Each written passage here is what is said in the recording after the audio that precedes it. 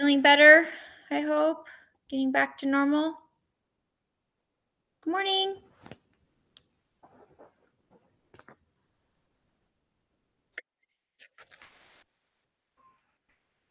Yeah, it's a slow recovery. Good morning, Missy. Good morning. Are you sick? Huh? Are you sick? Oh, no, I was talking to another student about recovering. Oh, okay. I'm being sick. It's not a one-time event. So far, I've been lucky. I've dodged whatever that bug is that's going around that everybody has had. Knock on wood. Right. So much. So, good morning. Good morning, Scar. My college friend has a little kid and she's like, man, I'm so tired. I can't go anywhere. As soon as I go, this kid gets it and then gives it to me. We get better, we go out and we do it again every other week. It's like a vicious cycle, honestly. Like over winter break, I just kept waiting. I was like, when's it going to hit? Because last year, the day after Christmas, we got COVID and my kids had ear infections and strep. It was so bad. Yeah. It was so bad. So this year I was like just waiting. I'm like, what's going to hit? Because I know a lot of people were sick. Yeah. It's a pain. Mm-hmm. It's a pain. It really is. Nobody's got time doesn't wait just because you're sick. That's the problem. Right. Mm-hmm.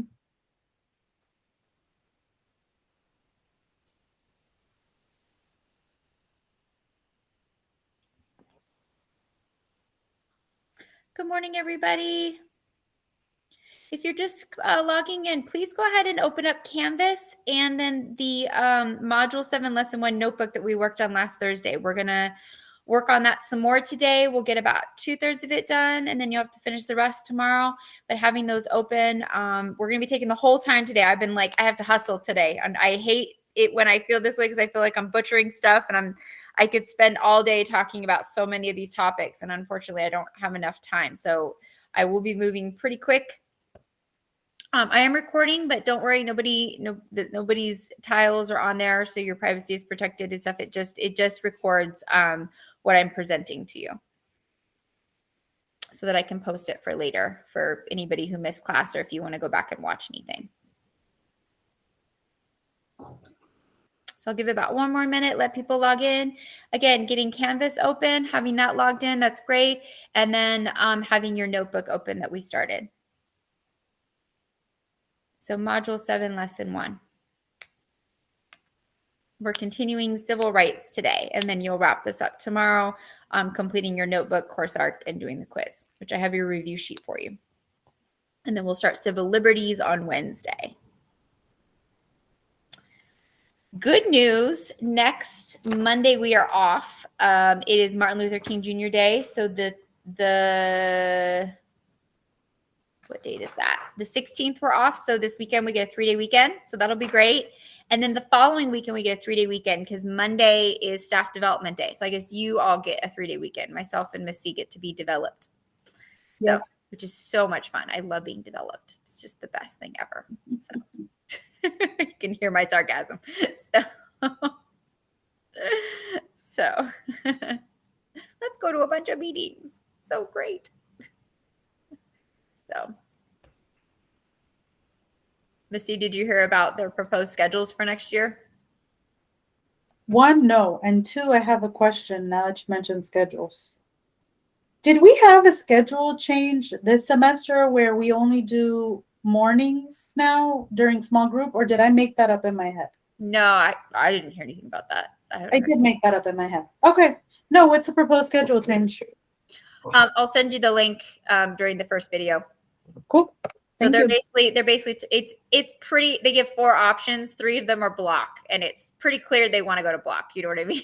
The 4th one is to stay as we are. So it's pretty evident we'll go to block next year. The question is just which of the 3 schedules. The second one is an absolute no. 1 I could deal with, 3 would be okay. 1 I like the best probably if we have to go to block, but I'll send you the PowerPoint. Cool. Thank you. But it's like, which one do you prefer? But it makes it really clear that they're going to go to block. You know what I mean? Which of the blocks do you prefer? Exactly. Pretty much. So pretty much. All right, let's get started. I hope everybody had a really good weekend. Like I said, this is a 5-day week, but next week is a 4-day week, and the following week is a 4-day week. So it is nice. We get 2 short weeks coming up. All right. We are going to be continuing to focus on civil rights today. If we are in block, a block is longer classes, yes, but you'll be graduated. You guys will be seniors. This doesn't impact you if you're graduating this year and stuff. Then you get to be like peace. All the rest of us are like block. I did block schedule in high school. It's not terrible. No, it depends on how they do it though. That's when you look at their proposals. Some of it, option 2, they have us going from 3 days a week class to 4 days a week class. And only Fridays would be the only small group day all day. Like we're going all day. So, and they're adding, so it's 8 periods and they're going to have us have 7. So we get even less. It's definitely going to be a work, it does increase the workload a bit. So they're making longer classes for 7. So they're adding a class. None of the kids are going to hang with us. You'll see that option 1 isn't bad. Option 1, I don't mind. Option 3 is okay. But if they do option 2, I'm going to cry. So I'll be like, yeah. So, but we'll see. So next problem's next year's, but also they want us to choose by Friday. So, okay. Or something. So in our departments or whatever. So, or vote, I should say. All right. So I love this quote, revolution is not a one-time event. And I really think that summarizes kind of what my point was last Thursday, that civil rights was not just the 1950s, 1960s. It's never really over. It started with the founding of this country, and it's been ongoing movement of change, slow change over time. We do see climactic points like the civil rights movement in the 1950s and 60s, but it's ongoing even today. So I want you to see it as a journey, not a destination. Okay. It's because it's something that we constantly with the change of our population, with the change of morality, with the change of just progression of the way we think of things. And as a society, how we function, we need to keep revisiting these topics, and what we thought was okay 50 years ago or 100 years ago might not be okay today. And so just because something was taken care of doesn't mean that the work is truly done. All right. And it's an ongoing process. All right. So let's keep going. Before we get into that really quick, what is your next step? You don't have to have this completely figured out yet, but I'd love just to kind of get an idea of what are your plans? Are you thinking about going to college, or maybe thinking about a trade school, maybe cosmetology or engineering, or electricity or something like that, plumbing? Are you going to go work for a little bit? Are you going to travel? I should have military on here. Maybe you're thinking about the military. Are you looking to maybe move? You're like, I want to get out of Vegas. Peace out. What are you thinking that you're going to do? What are your initial plans? And they could change. I changed my major. I changed a lot of different things before I quote unquote figured it out. So if I have figured it out. Okay, go to college. Awesome. Get a job. Electrical work for union. The union jobs are great jobs and stuff. And then maybe trade school down the road. I think a lot of times you trade, but that's awesome. University, trade and get a job. That's awesome. Dental school, horse shows. Yes, of course, of course. UNLV has a great dental school. Okay, work then college. All right, you can do both, but it's great to kind of work and kind of figure out maybe what you want to do or don't want to do. You could save yourself some money. Sometimes we jump into school so quickly, we haven't really fully gotten out there and really kind of narrowed down what we want to do. So I'm always a fan of the idea of, if you're not sure, work a little bit, try it out, try this out, try that out. And before you spend money on classes, make sure it's something that you actually want to do. 75% of people with a degree don't have a job in their degree field. That is true facts. So a lot of money goes toward, I'm going to get this degree, and then they go over here and do something else. So it's not a bad idea to figure it out a little bit. Yeah. Anyone else? I will say this, travel, military, awesome. Military is a great way not only to serve our country, but you can travel and see different places, and it's a good way to get school covered. You can get schooling. There's a lot of things you can do in the military. Film school, very cool. All right, firefighting, mining, heavy equipment, all of those are excellent career fields, and a lot of the trades actually are really desperate for people, a little bit of schooling, and you can make more money than a lot of people that went to college. So my brother went to line school, so he works on the power lines you know, like, so he climbs up, like physically climbs up and works on the power lines when there's really bad power outages and stuff. And he makes almost double what I make as a teacher. Now he risks a lot. Don't get me wrong. He's out there like working it, but makes great money, really, really good money. So sometimes I'm like, maybe I should climb it. The power. We're working in the casino industry in Vegas. Oh yeah, yeah. Here in this town, the casino industry, the entertainment industry, hospitality, lots of opportunities. You do have a wonderful hospitality college at UNLV. They do. They do. And I will tell you this, Nevada is actually, now when I say this, I'm not saying education's affordable, so don't take me wrong, but compared to Oregon, where I'm from, so I got my undergrad at Oregon State, and then I moved here and I went to UNLV for my graduate, and graduate school usually is 50% to double the tuition. I mean, it's definitely higher. And I paid at UNLV the same, within a few dollars, the same tuition that I paid for graduate that I paid for undergrad at Oregon State. So I will say Nevada, compared to a lot of other states, whether you're looking at Nevada State, CSN, UNLV, UNR, you know, some of the other institutions, it is actually really affordable in this state compared to California, Idaho, you know, Oregon. And so it really is actually more affordable here. So going out of state looks great, but when you compare the costs, maybe keep that in mind. Huge mistake. I did it. Big mistake. Big mistake. Yeah. So I think a lot of times people bash on Nevada, but actually there's some real opportunities within the state. And there's a lot of scholarships built in. The Millennium Scholarship, I was like, we didn't have anything like that in Oregon. Like there was no just if you graduated and got a decent GPA, you got money. I was like, what? So decent too. It doesn't have to be great. Decent GPA. She's right. Yeah. Emphasis on that, like 2.9. Fine, whatever. Yeah, it's not terrible.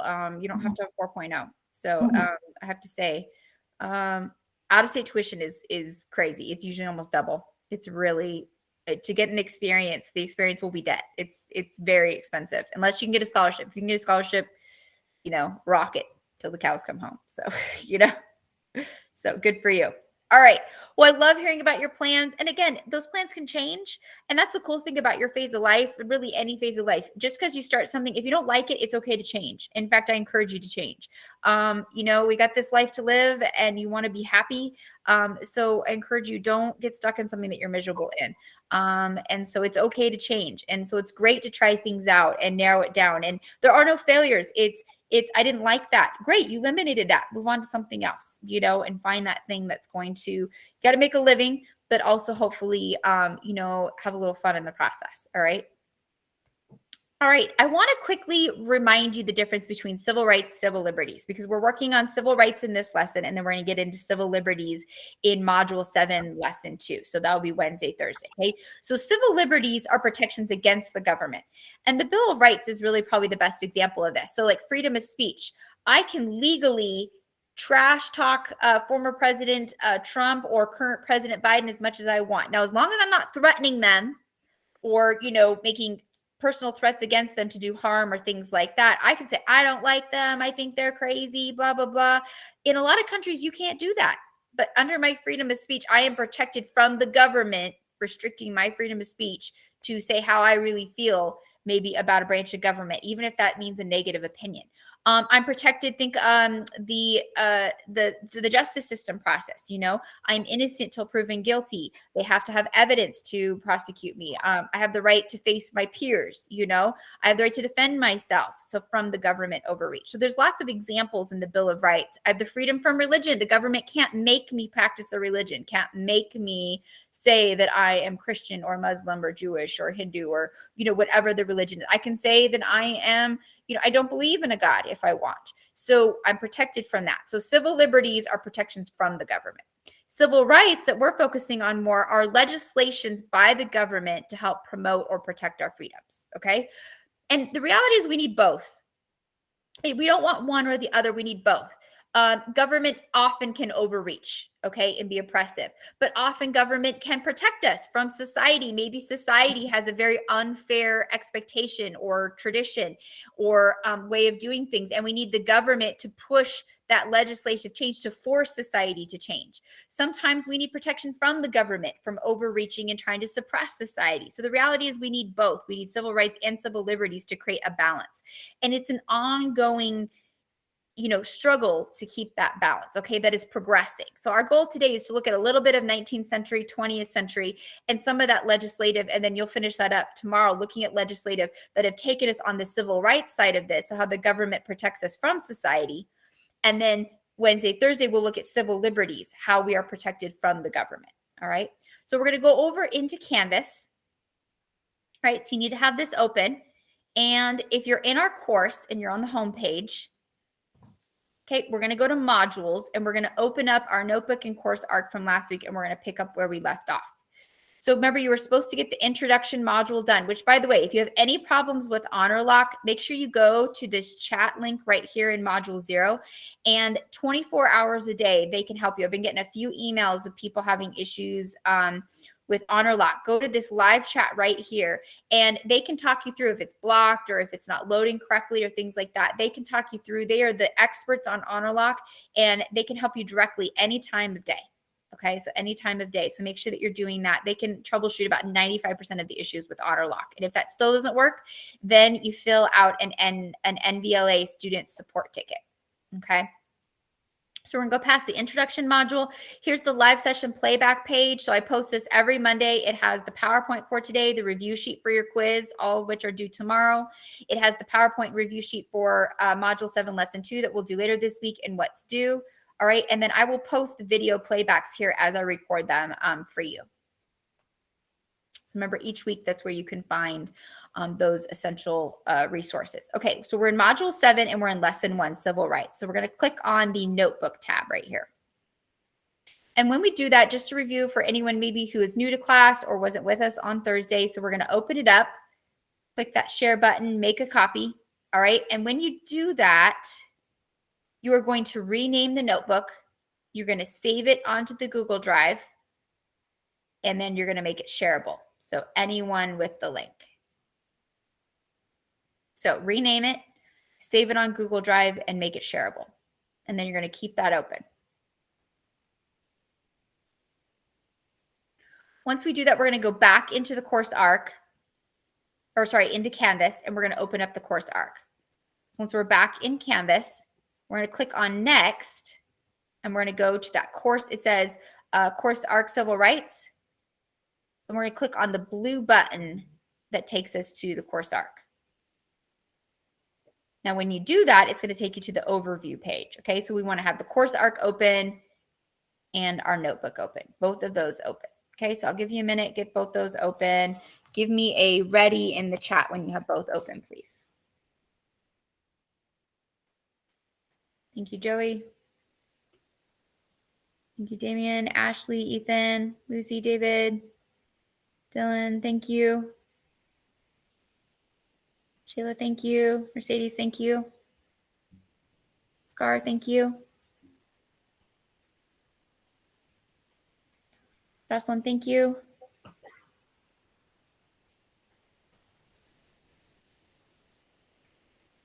All right, awesome. So if you're catching up with us, this is where we're at, okay? And I'll just quickly review really quick what we got done on Thursday. So we start on the overview page, so it tells us what we're gonna be talking about, civil rights. It gives us our standards, okay? We went over these on Thursday. That the progression of civil rights starts with the Declaration of Independence and is an ongoing process. It's a journey. And a lot of it's a struggle between states' rights and the federal government, all right? And the federal government putting out legislation that dictates to the states how and what rights people of different backgrounds and hopefully of all backgrounds, right? That's the goal of everyone being included in that, that they are guaranteed. And then we also then look at some of those struggles and the progression and limitations over time that civil rights have presented, all right? So we're gonna go to the introduction tab. So we're gonna click here. You can navigate here on the left-hand side, okay? And then the introduction tab, it asks us our essential question. Do equal rights have equal justice under the law? Okay, so we highlighted that, Control C. I'll put it in the chat. And we put this in number 1 of our notebook, right? Okay, so we put that in number 1 of our notebook. Then we progressed on to vocab. And we went through the key vocab terms: civil rights, segregation, civil disobedience. Sorry, give me 1 second. My dog is eating something that she should not be eating. Stop. Nope. All right. I apologize. All right. Discrimination, naturalization. She's like, do it right in front of me. I'm like, stop. Okay. All right. So those 5 key terms. So we went through and we matched these, right? Okay. So I believe the first one was civil rights. We matched them and you go through till you have them all correct. You get that grade. And then we put them over in our chart. Okay. So we put the term and the definition, and then we did a definition in our own words. Okay, so if you weren't with us, you'll need to go back and you can complete that on your own. Okay, and we're going to be starting at number 3 today. Okay, so the foundation, or where does civil rights even begin? Where does the first outline or clarification of civil rights start? And it starts in the Declaration of Independence. Okay, so we're going to go back over into Canvas, into the course arc, and we're going to click on Foundations of Civil Rights. And remember, it tells you at the bottom of the page which question you should be working on. Okay, so we're going to be working on number 3. So basically, the first outline of any civil rights was in the Declaration of Independence. And it was very narrow, that definition, right? It meant all white men, okay? And when we look at the influence of the first kind of outline of civil rights, and then over the last 200 plus years, we've seen that change and updated and clarified and a lot more detailed, right? With progression and the civil rights movement and things like that. So we go over into the notebook. It says, review the infographic comparing John Locke's 2 treaties of government and the Declaration of Independence. Discuss what you find interesting. In the comparison, list at least 2 things in the paragraph. So if we click on the infographic, okay, it shows us this comparison of basically what John Locke said were the civil rights of men, and what Thomas Jefferson used. And Thomas Jefferson basically loved John Locke. Okay, John Locke came from the Enlightenment movement, which was the movement to change government. Europe in the 1700s was pretty much all monarchies. Everyone was a monarch, which is my way or the highway. All right. And it wasn't the will of the people. It was the will of that dictator. And then it was passed down through hereditary right. The people themselves actually had no say in their government at all.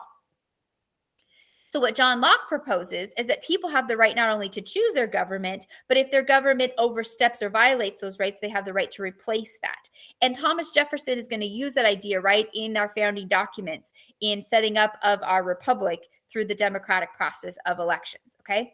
So some of the things they first lay out, John Locke says we have the right to 3 basic rights: life, liberty, pursuit of property. Because in Europe, if you weren't born into the upper classes, you had no opportunity to pursue property. Thomas Jefferson makes a slight change. He keeps life, he keeps liberty, and he changes property to pursuit of happiness. So instead of a literal, he changed it to more figurative, right? And he basically says, you have the right to, doesn't matter what status you're born into.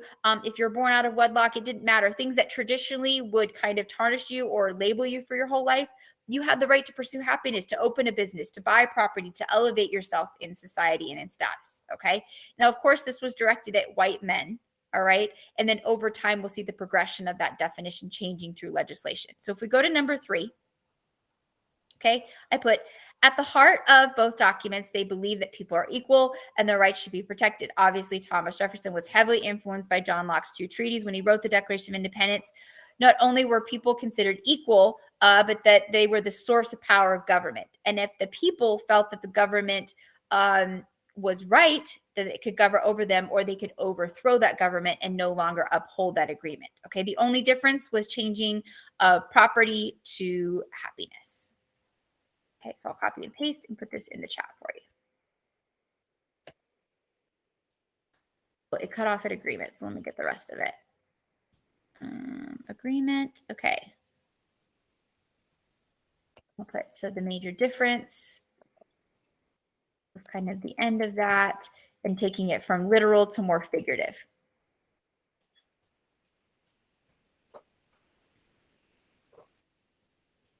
So as you copy and paste that over, okay, We get to the bottom of the course arc page, all right, and it says you complete number 3 in your notebook using this infographic, all right, which we talked through, and then we're going to go to the next page. So click on the right to citizenship. Depending on your status, being a citizen or being an immigrant, and stuff, there are different rights, civil rights that are granted to you. Now, there's a couple different ways to become a citizen, okay? And you want to note these because this could be a question on your quiz. So you could become a citizen basically 2 different ways. One through birth, so that's you're born in this country, or that you are born to a parent that is a citizen of this country. So for example, if you were born in Canada, but one of your parents is a citizen in the United States, by birthright of your parent, you could gain citizenship. So physically being born in the country, or one of your parents is a citizen of the country, even if you're born in a different country. So that's one way, through birth. Second is through naturalization, where after 5 years of residency, you can petition and go through the steps of taking the citizenship test and passing a background check, and then being sworn in as a citizen, taking the oath of citizenship in this country. So you could do it by birth or through following the process of citizenship through immigration, and then those steps set forth, okay? Immigrants are not given the same rights as citizens, okay? They are limited. Now, they are guaranteed some rights: property ownership, business ownership, enrollment in public schools, First Amendment freedom, so freedom of speech, press, assembly, religion, things like that, and the due process rights, okay? So whether or not you are a citizen, you are guaranteed due process rights. So right to a jury, innocent till proven guilty, right to defend yourself, those kinds of things, okay? So here's a really good video that summarizes what those rights look like. If you're in the United States, have visited the States, or have even heard of the States, then you've probably heard a lot of chatter about restricting U.S. citizenship. Soundbite.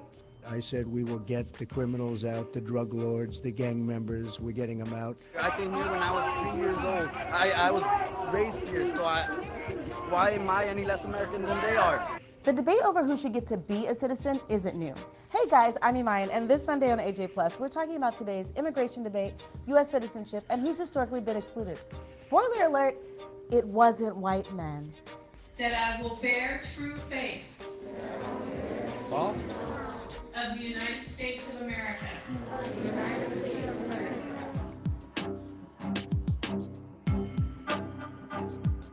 There are a few ways you can get U.S. citizenship. If one or both of your parents have it, then you most likely qualify. Or you can be naturalized if you're eligible. So if you marry a U.S. citizen, or if you've been an immigrant with permanent resident status for 5 years, then this would be your path. Or you can be born on U.S. soil, and that's called birthright citizenship. It doesn't matter what your parents' immigration status is, and not everybody is cool with that. Critics say it encourages undocumented immigrants to come to the States and give birth here so that their children can get citizenship. We spoke to Peter Spiro, a law professor at Temple University who specializes in immigration and constitutional law.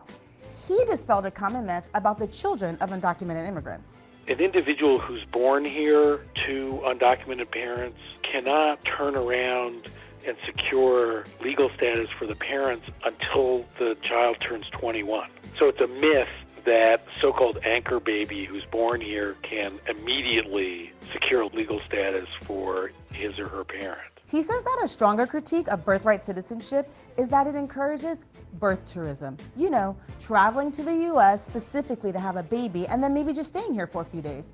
And the people who do that are paying the big bucks. These individuals don't fit any stereotype of an undocumented alien. In fact, they enter the country legally. There are actually hospitals that sell packages for such individuals, so they take care of immigration. But he says the numbers are relatively small, maybe in the tens of thousands, compared with the estimated hundreds of thousands of children born to undocumented immigrants.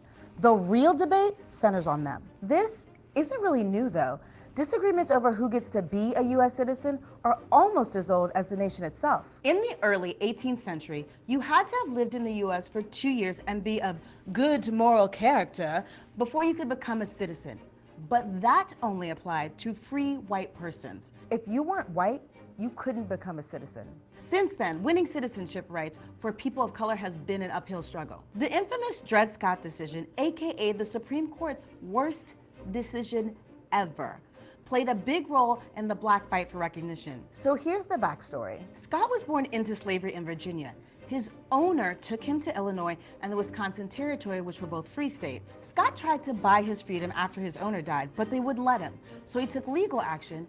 In 1857, he took his case to the Supreme Court. The court decided that because he was black, he was not a citizen and therefore had no standing to sue in federal court. It also confirmed the principle that slaves were property, not people. And that decision stood until after the Civil War, when the Reconstruction era introduced the 14th Amendment. The amendment says anyone born on U.S. soil is a citizen. This was the first time citizenship as a birthright was officially enshrined into the Constitution. And that meant the recently freed slaves got citizenship. But the struggle for citizenship for people of color didn't end there. The Chinese Exclusion Act closed our borders to Chinese laborers. And if they were already settled in America, it made them permanent aliens by excluding them from citizenship. But the Supreme Court decision, United States versus Wong Kim Ark, changed all that. It upheld the 14th Amendment, deciding that the Exclusion Act couldn't overrule the citizenship of people born in the U.S. Since the ruling, anyone born in the U.S. to foreign parents has to be given U.S. citizenship, regardless of their parents' nationality or immigration status. But it's the country's first residents who'd be the last to be granted birthright citizenship on a federal level. Obviously, I'm talking about Native Americans. They were the last to get this right when President Calvin Coolidge finally signed the Indian Citizenship and Nationality Act in 1924. That was nearly 60 years after the 14th Amendment's ratification. We talked a lot about race restrictions on birthright citizenship, but what about when it comes to restrictions on naturalization? That finally became illegal in 1952 when Congress passed the Immigration and Nationality Act. Since then, the laws regarding citizenship and naturalization have remained largely unchanged. But it's not like legislators haven't tried. Congress has introduced legislation to scale back birthright in every session for the last 20 years. Both Republicans and Democrats have introduced a number of bills intended to restrict children of undocumented immigrants born in the U.S. from becoming citizens. In fact, even Trump's administration includes skeptics of birthright citizenship. But don't get ahead of yourselves. These proposals haven't made much headway, and Professor Spiro doesn't think they will anytime soon. It pretty clearly requires an amendment to the Constitution of the United States. The probability of the administration being able to secure the supermajority approval that's required for a constitutional amendment is virtually nil. Birthright is here to stay, and race-based restrictions on who can naturalize are gone. So we're good, right? Everybody's happy. Not exactly. Policymakers still restrict who can and can't become a citizen. They just do it using immigration laws. If you can't get permanent residency status, it makes it a lot harder to naturalize and become a citizen. Take undocumented immigrants, for example. There are an estimated 11 million of them living in the U.S., with half of them coming from Mexico, and 78% of them have lived here in the U.S. for 10 years or longer. A lot of undocumented immigrants moved here as children, over 1 million. And despite working, paying taxes, and starting families here, they have no path to citizenship. Remember, if you're a permanent resident, you can apply to naturalize after just 5 years. During former President Obama's campaign, he promised to pass the DREAM Act, which would have created a path to citizenship for undocumented immigrants who arrived here before the age of 16. But he faced hard opposition in Congress. The DREAM Act never passed. So what's the chance immigration reform could happen under Trump? He's used friendlier language towards the Dreamers recently, but anti-immigration constituencies are big Trump supporters. Can he really afford to alienate them? And if there's no immigration reform, what does that mean for the future of undocumented immigrants in this country? So the path to citizenship, as I talked about, there's two major ways, right? So through birth, or if one of your parents is a citizen, then wherever you're born, then through birth, you would be grandfathered into that citizenship, or the naturalization process. It's tough. Now, as she said, for undocumented immigrants, this is a really hard process. There really isn't a path to citizenship. And what we've seen is on both sides agree that we need to make legislative changes, yet both sides have failed to do this. So under President Obama, when he had the House, the Senate, and the presidency, no legislation was passed. Under President Trump, same thing. When he had the House, the Senate, and the presidency, no legislation was passed. And then we see this under President Biden.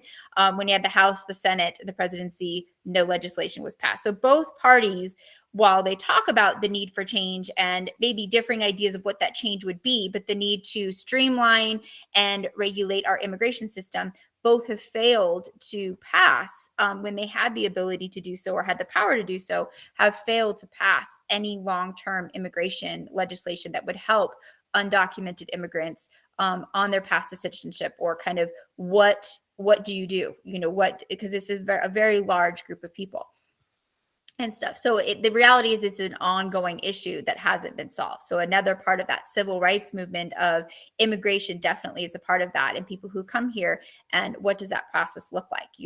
Who stays, who goes, and if you stay, then what does that pathway look like? And our government has been very slow and in a lot of ways failed to keep up and to progress with that. And it's very frustrating to both sides of the aisle and stuff, because nobody can say we don't need some kind of change. It's an ongoing issue and it needs to be addressed. So let's answer the multiple choice questions and we'll go into the notebook, okay? A person can become a citizen of the United States through birthright, right of the blood, so being born in the country, or through a parent, right, who is a citizen of the country, or the naturalization process, which is immigrating here, filing for residency, and then after 5 years, going through that final process to gain citizenship. The United States citizenship is defined in the 14th Amendment. So we're going to submit that. The 14th Amendment was really important because remember, it was after slavery, the end of slavery, this Civil War, redefining all people, okay? Where originally in the Fifth Amendment, it was all basically white men or white people. Now the 14th Amendment, now that slaves have been freed, their status is up in the air, redefining that minority groups are also a part of that citizenship. Now, as she stated in the video, that doesn't mean everyone was granted that. It was a struggle, okay? But it laid a precipice for government protection that further Supreme Court case decisions and stuff with reference when looking at specific subgroups, okay? And it's slowly moving that forward.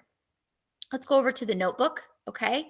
So in number 4, it says, consider the ways in which an immigrant can become a citizen of the United States and differing opinions in this country of whether illegal immigrants should be allowed to stay. What is your position?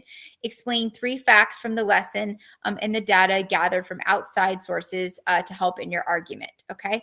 There's this great site that kind of lays out, and it's a non-biased, non-political site, nonpartisan site, I should say, sorry. Some of the most common, arguments of pros and cons in the citizenship, immigration citizenship debate and struggle. Okay, so one pro: undocumented immigrants have lived here, they pay taxes, they contribute to society, so they deserve a path to citizenship because paying taxes into the government, they're contributing members of society.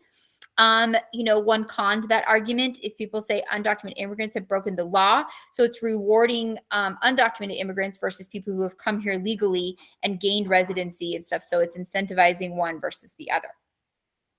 Another pro-con argument, many undocumented immigrants arrived as children, so having no choice in that. So coming here as a child, you followed your family or you came with a group or something like that. And so not necessarily having a choice in that matter. So it's unfair to deny a process or a path to citizenship. Con number 2, the United States needs to enforce immigration laws. So people saying, we have a system in place and the people who are in that system should get it legally. Another pro-con, the United States is a nation of immigrants. We were founded on immigrants and stuff. So both who came here of their choice and forcefully, but we are found a nation of immigrants. So to disband immigrants or to not welcome immigrants is anti-American. And then the con is the path that stops short of citizenship would be a way to humanely approach undocumented immigrants. So some feel that people who come here legally should be rewarded with citizenship, and people who come undocumented, they should have a path, but maybe not all the way to citizenship is one argument. Okay, so I took these approaches and I put them in the response. So I'll copy and paste these into the chat and you can put them in. And then beneath them, what you'll do is you'll put a sentence or two of what do you feel is the solution? How do we do this? How do we, and I think it kind of depends. If you're talking about people's individual experiences, that's going to be a real conversation versus the millions of people who have come here. How do the border states handle that? How do our resources handle that? How does our economy handle that? And what does that look like? And so sometimes it's a 2-level conversation, the individual experience of people coming here, but then also On the large scale, how you're talking millions of people, and how does our country, handle that influx of people and appropriately meet those needs, the needs of the immigrants and the needs of the country, to make sure that both are being met. Okay, and then here's the cons. You can copy and paste these into your response, and I've just taken the summaries from that page that I just showed you.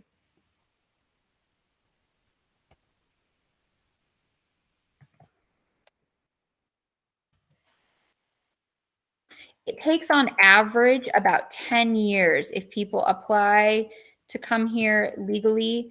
It can take upward of 5 to 10 years to get that approval. It's such a backlog. My husband is Filipino, and he has family in the Philippines who have petitioned to come here and to immigrate. And it has taken, for one of his aunts, it took 10 years before she got her visa. 10 years before she got her visa. So it is a long process. So that's why some people argue, yeah, it's a very long process. No, it doesn't take always 10 years. It can vary by administration. Some administrations admit more people, others, push that back. So it doesn't always take 10 years, but it can take 5. It easily can take 5 years. It's a long process to petition for a visa. So when she came, it took 10 years. And so what one of their arguments was, is I waited 10 years. Why shouldn't I get that versus people who maybe came here undocumented? So that's what some of that pro con. So a lot of the legislation discussion is, how do we streamline this? How do we make it an easier process for people to come here legally? Because it kind of disincentivizes, right? If it's going to take 10 years, a lot of people say, why should I come here legally?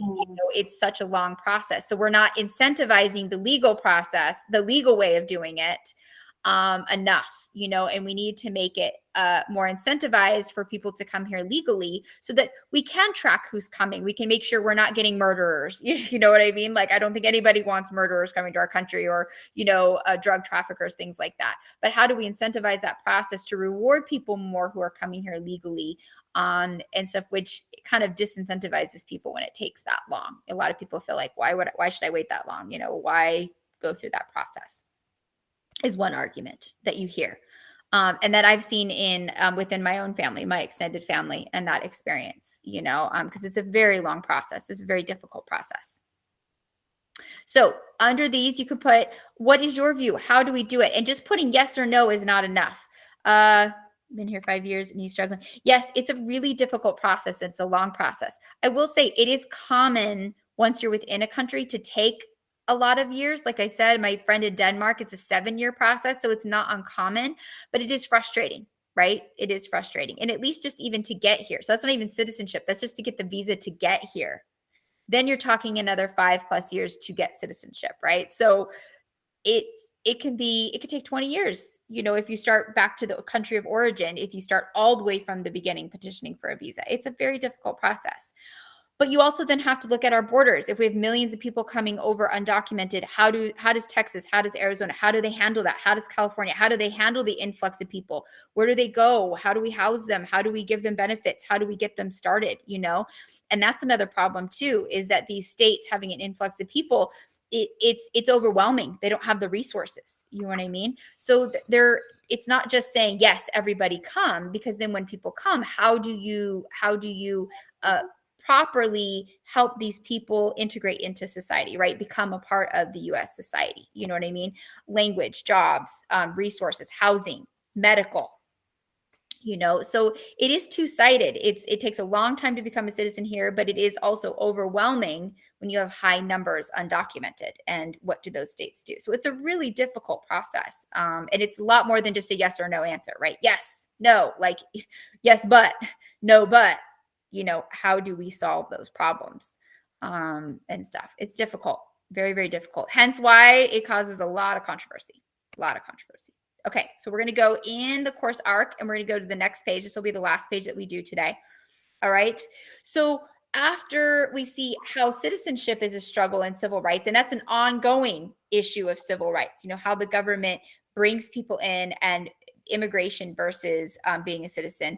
If we look at the history for this for minority groups, right, and with the end of slavery, and then how that process has looked.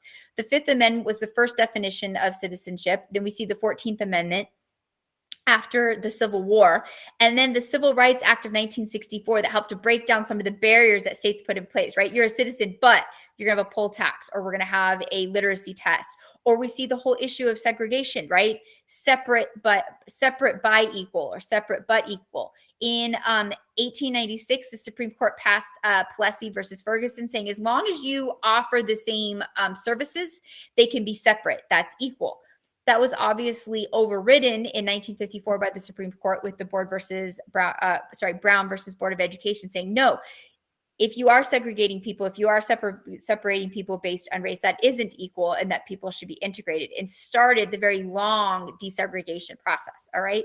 One of those, very essential moments was definitely the Little Rock Nine, right? And the struggle within Arkansas to segregate schools, and the struggle by the state not recognizing the federal government's authority. So let's watch that real quick, and then we'll wrap up class. Moments, an event that forever altered the course of race relations in America. As our image reveals itself, the 1957 school year is about to begin, and an angry mob is trying to stop 9 black students from entering Central High in Little Rock, Arkansas.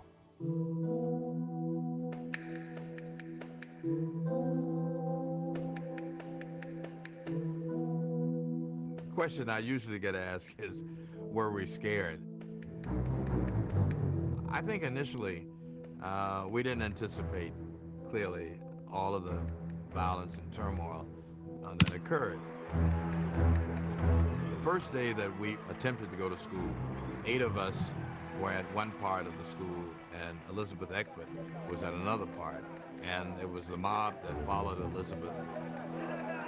Then you begin to feel that this was a very hostile, violent group of people. Even at that point, I told myself if we didn't go through with it, didn't attend Central and backed out, it would just reinforce the view that the African American community in Little Rock wasn't interested. Hey, Tyree, can you mute making while a watching the change in video? things. Thanks.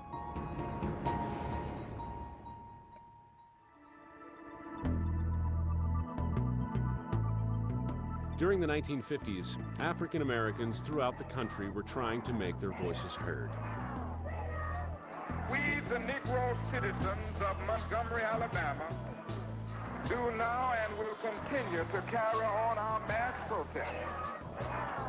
The driver demanded that I give this seat up to a white man. I didn't feel that I was being treated as a human being. I refused to give up this seat. I said no. Little Rock was a year after the Montgomery bus boycott. So we had seen the impact of Rosa Parks and the beginning of Dr. King's career, and knew that things could change. All in favor, let it be known by standing on your feet.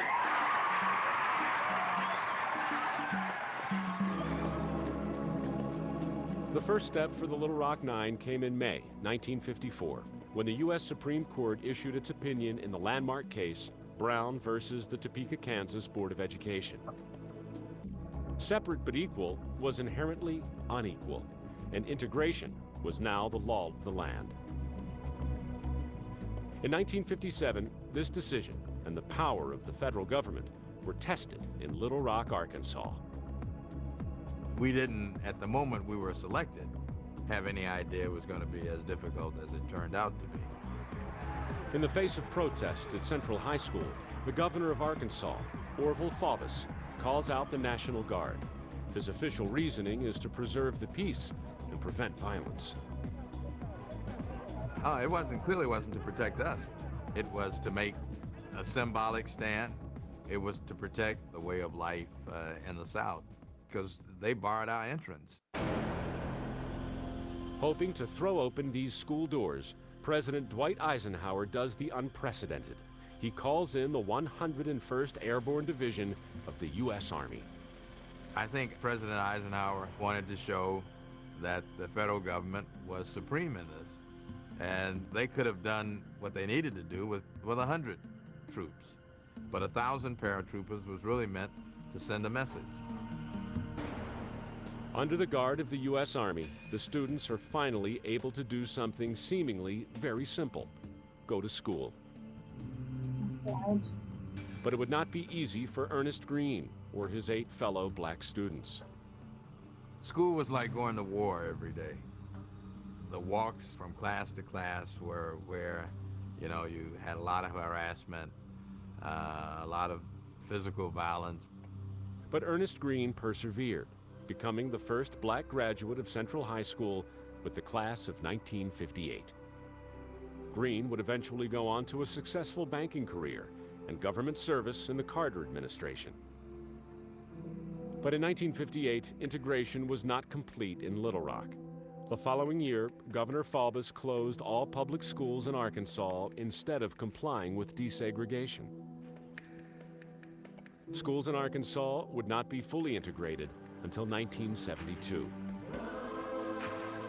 Yet, the world would always remember these 9 students who, by claiming their place in the classroom, were claiming their place in history.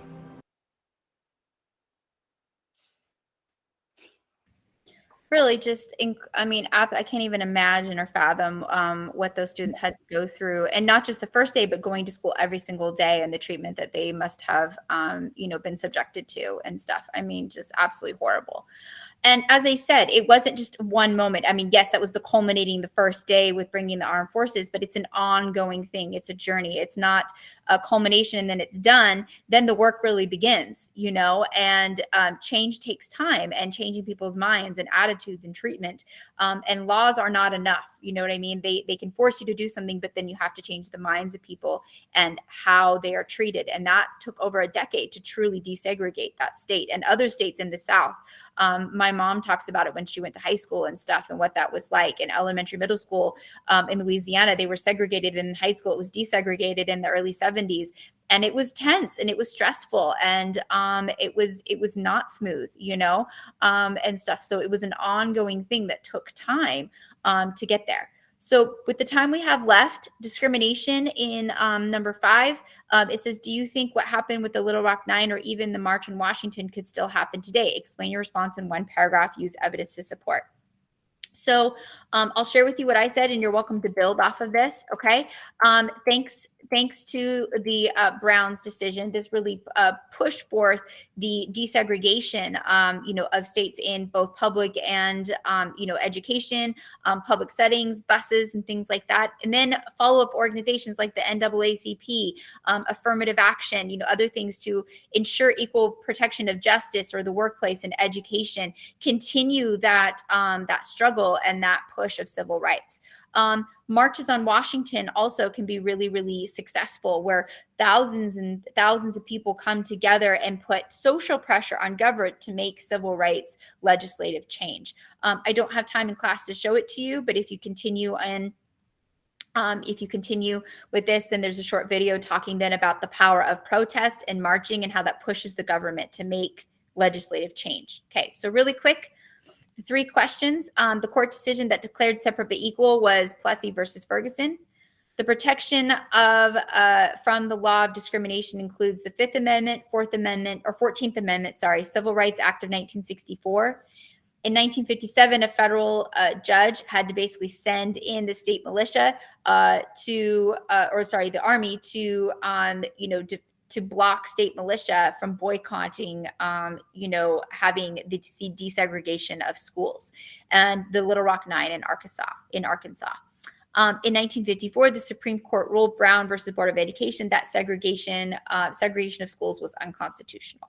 Okay, so we're going to submit that, and that gives us our overall score. Okay, and then what you're going to do for 6, 7, 8, and 9 is you're going to continue on. So you'll click on the civil rights, and in your notebook, you'll continue to work on this. You need to complete 6, 7, the Google tour, and then 8 and 9. Okay, and then you complete that also in the course arc to finish up. So we looked at civil rights in the 19th, 20th century. Course arc notebook, we got through about 2/3 of it. You need to complete the last 4 on your own tomorrow, and then take the quiz. So last thing I'm going to give you is I have the review sheet. If you are familiar with these, they are on the live session page. They will also be in the announcement tomorrow. And stuff, but these are super helpful if you click on the link in giving you the key vocab and concepts, and then the multiple choice from the course arc, right? And a lot of those questions in the quiz are vocab questions. They are course arc questions, okay? So they are the multiple choice questions. They are the matching and stuff. So oftentimes what you did in the course arc in the notebook is what your quiz is going to be. So this review sheet can be really helpful in helping you prepare. And also, if you're allowed to use notes, then you can use these notes when you're taking your quiz, okay? Remember, you can't use electronic devices when you're taking your quiz. So if you're going to use the notes, you need to print them off and have them in paper form in order to take your quiz, all right? But you are welcome to use these as notes to help assist you when you are taking your quiz. You get 3 attempts on the quiz, so make sure you study in between if you're trying to bump up your grade. All right. And if you get a bad grade, that's a sign you need to go back into the course arc, the notebook, and you need to review more. All right. That's clearly what the sign is. All right. I hope you have a wonderful day. Have a good rest of the day. Tomorrow, if you need any help, come see myself or Miss C tomorrow. Except I will be available from 1:20 until 2:15, and that will all be in the course announcements. Okay. Yes, it is lunchtime. Yay. All right. So go grab some lunch. All right. Have a good afternoon. I will see you on Wednesday. Bye.